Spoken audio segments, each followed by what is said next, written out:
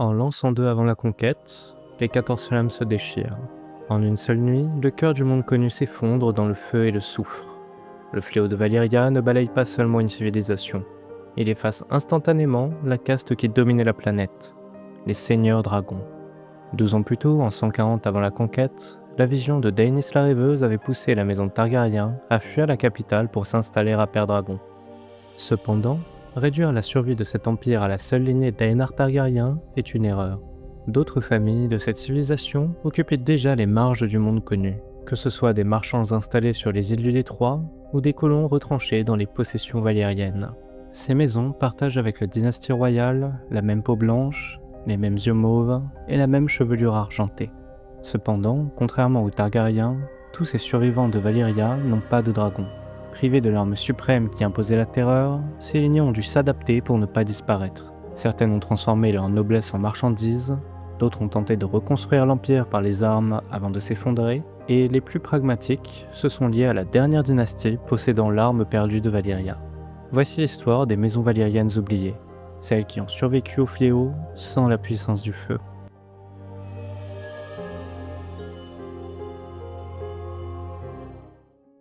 D'abord, au lendemain du fléau, la maison Targaryen n'était pas la seule lignée de seigneurs dragons encore en vie. D'autres aristocrates valériens se trouvaient hors de la péninsule lorsque les 14 flammes ont explosé. Mais contrairement aux Targaryens, aucun ne survécut dans le temps. À Kor, le seigneur Orion rassemble une armée de 30 000 hommes et chevauche vers le sud sur le dos de son dragon pour proclamer le renouveau de l'Empire. Il s'enfonce dans la mer fumeuse et disparaît à jamais. À Lys et à Tyroche, les archontes valériens présents sur place avec leurs dragons tentent d'imposer leur dictature. Les populations se soulèvent, les archontes sont massacrés et leurs montures sont tuées. En l'espace de quelques années, l'élimination de la caste dominante est totale. L'anéantissement de la capitale emporte également les secrets de la magie valérienne et le savoir nécessaire à la forge de l'acier valérien. Les dynasties rescapées d'Essos et du Détroit se retrouvent projetées dans un monde sans repères, sans créatures ailées pour imposer la terreur et sans mages pour maintenir leur puissance. Il ne reste à ces familles que leur nom, leur patrimoine marchand et le souvenir d'un empire disparu.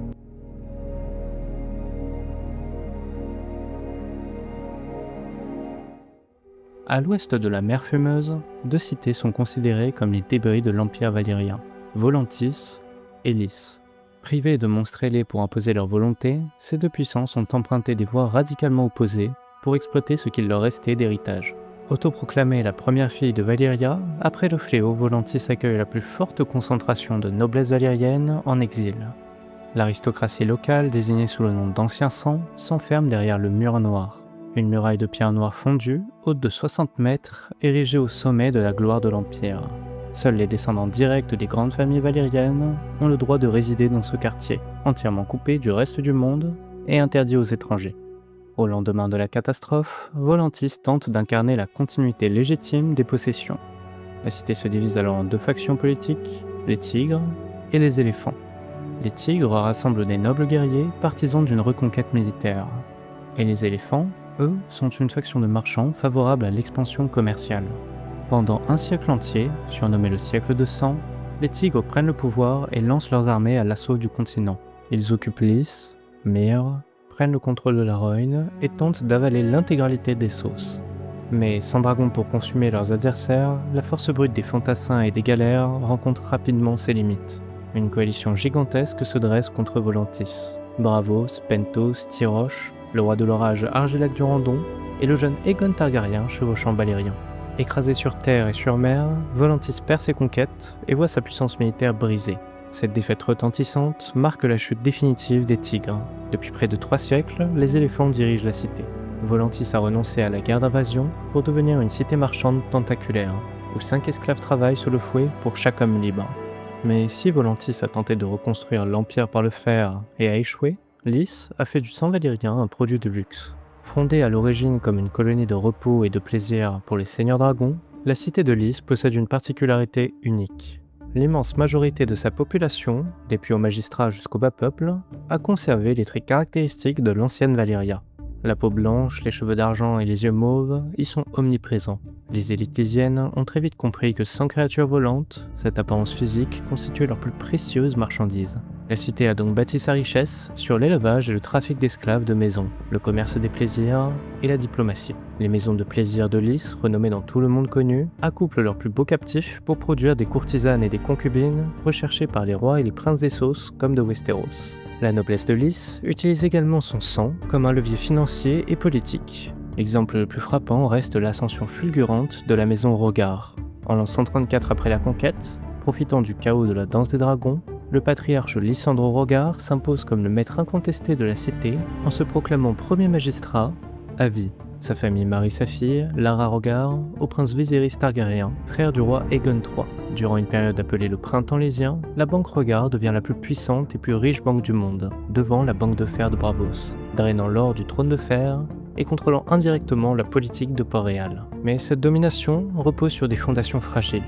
En l'an 135, la mort soudaine et mystérieuse de Lysandre Rhogar déclenche une vague de complots, d'assassinats au poison et d'exécutions. La banque Rhogar s'effondre en quelques semaines, ruinant la moitié de la ville et balayant la famille de la scène politique. À Lys, le sang de Valyria n'a jamais servi à conquérir des territoires. Il est devenu un parfum, un poison, un corps à vendre ou un compte bancaire. Une illusion de grandeur et de prestige qui se vendait au plus offrant.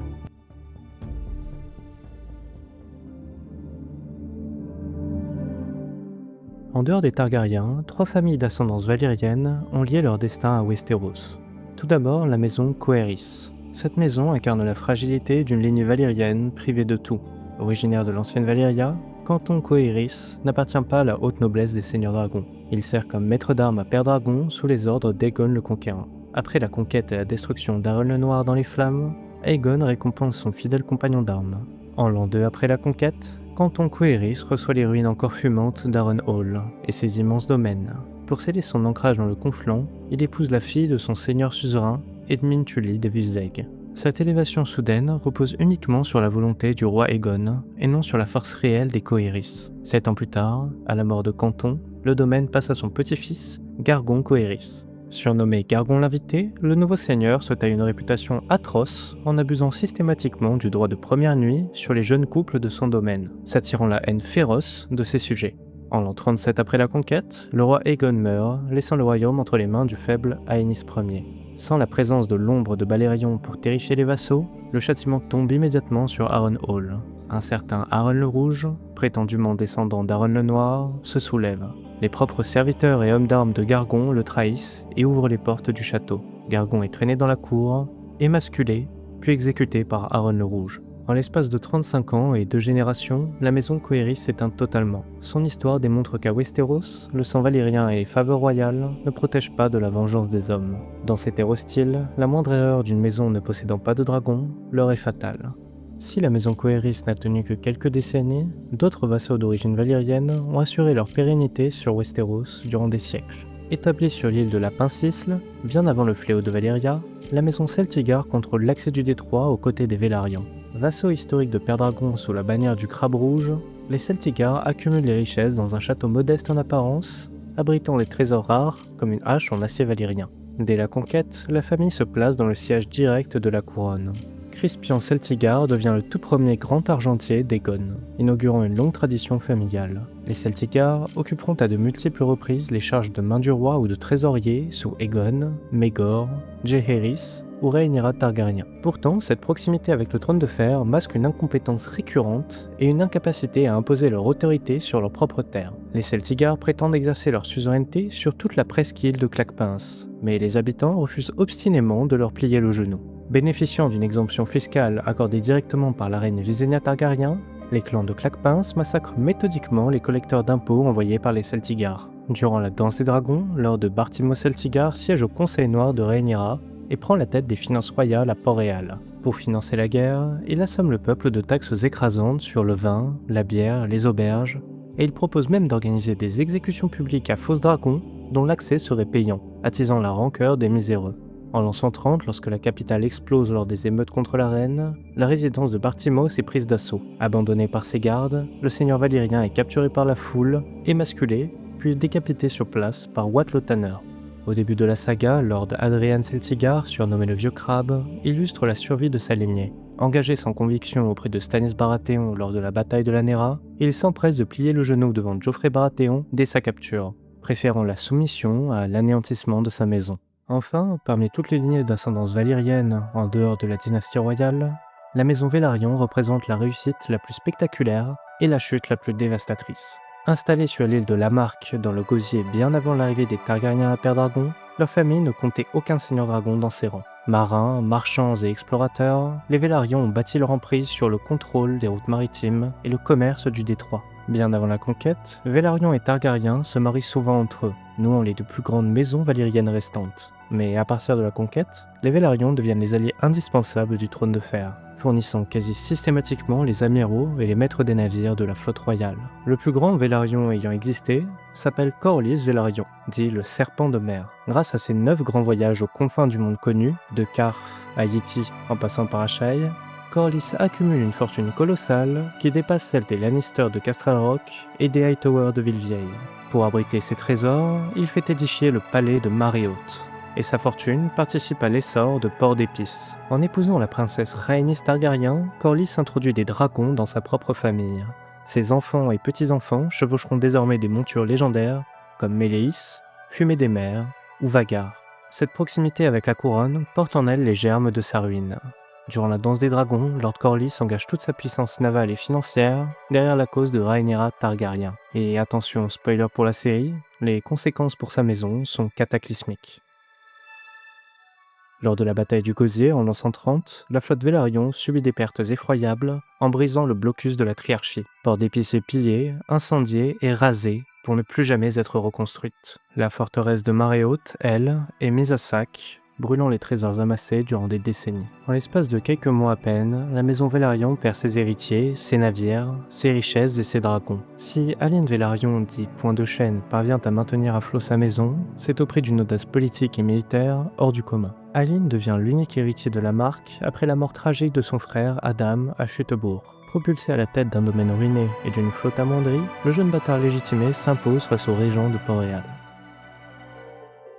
En l'an 133 après la conquête, la main du roi Unwin Peak tente de l'écarter en l'envoyant affronter les pirates des degrés de pierre.